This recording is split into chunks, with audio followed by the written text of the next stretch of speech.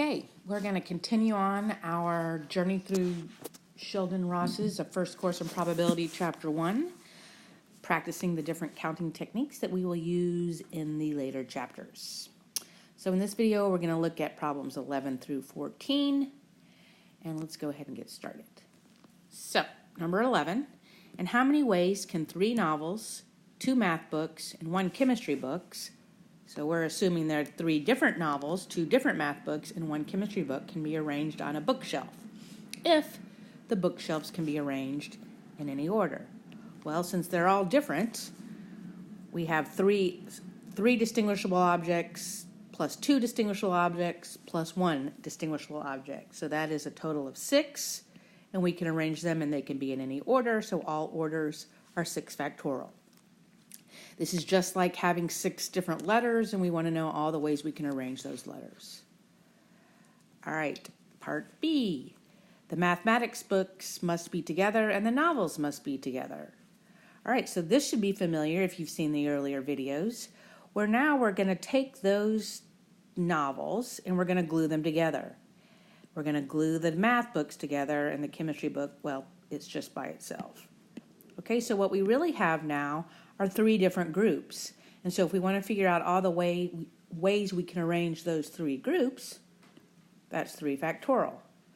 But within each group, we have distinguishable objects, and so we want to arrange within each group all the possible arrangements. So here we have 3 novels, so we know there's 3 factorial ways we can arrange those for every grouping of the bigger 3. We have 2 factorial ways we can arrange the math books with every arrangement of the big 3, and of course 1 factorial for completeness.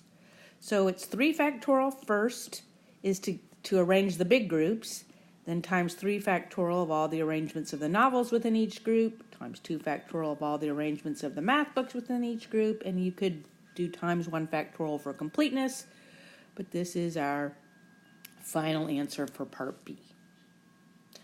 All right, part C, the novels must be together, but the books can be arranged but the other books can be arranged in any order. So it's kind of like B, except this time we have our novels glued together, but then our math books and our chemistry books are all separate. So we have actually 4 groups, 4 factorial, and then really 1 group that's bigger than 1 where we have to account for all the arrangements of it. So 4 factorial for the bigger groups times 3 factorial of the arrangements of the novels within each group. That's our answer to number C. Number C? How about letter C? All right, moving on. Number 12, 5 separate awards, best scholarship, best leadership qualities, and so on. So there are 5 of them, and they're separate and distinguishable, are to be presented to selected students from a class of 30. How many different outcomes are possible if a student can receive any number of awards? Okay, so we actually have 5 students. We have 5 awards. All right, so we're going to place our awards as our distinguishable objects. You can think of them as a seat or an arrangement in a line, right? So that is best scholarship, best leadership, and so on. We have 5 of them, whatever they're called. And so now for each of those awards, we get to choose from our students. And since in part A a student can receive any number of awards, that means for the first slot, all 30 students are a possibility for that award. And similarly, we're allowing for repeats, so we have 30 choices for the next, and 30 choices for the next, and 30 and 30. So for part A, we have 30 to the 5th possible ways that you could disperse these awards to the 30 students.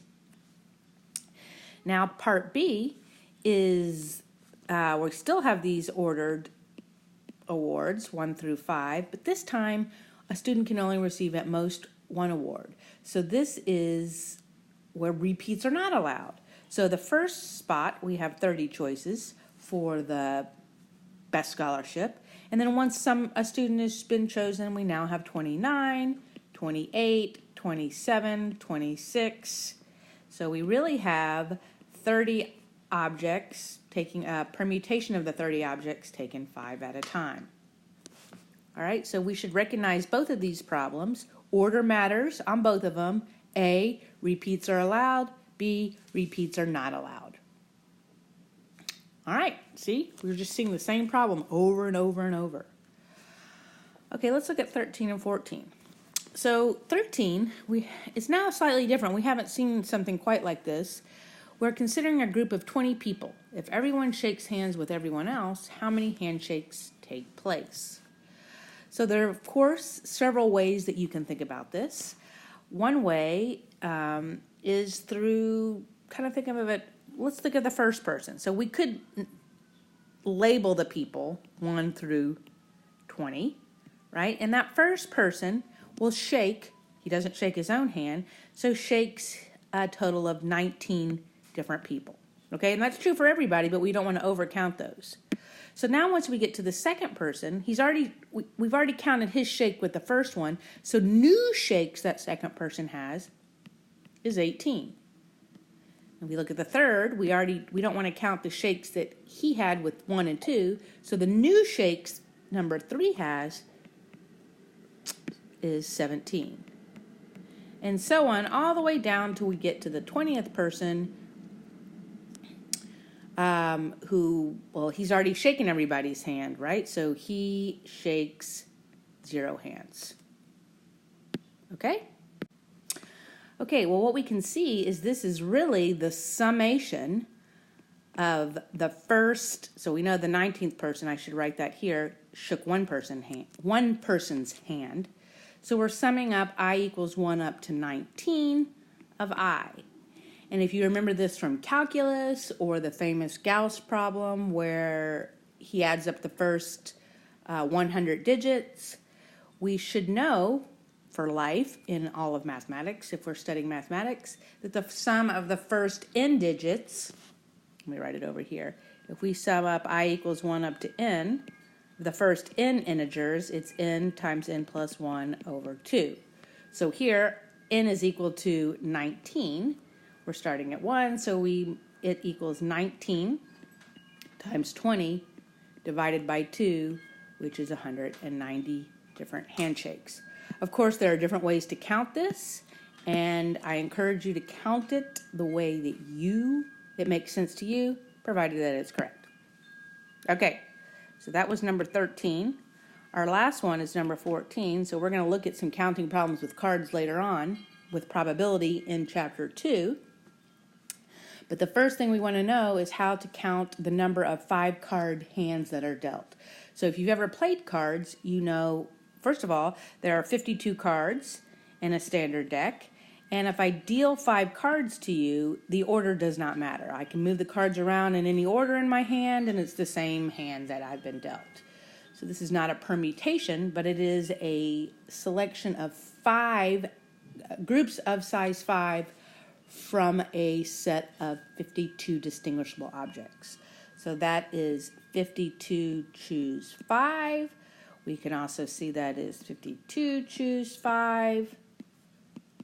But we calculate it by 52 factorial over 52 minus 5 factorial, 5 factorial. And that is your answer for number 14.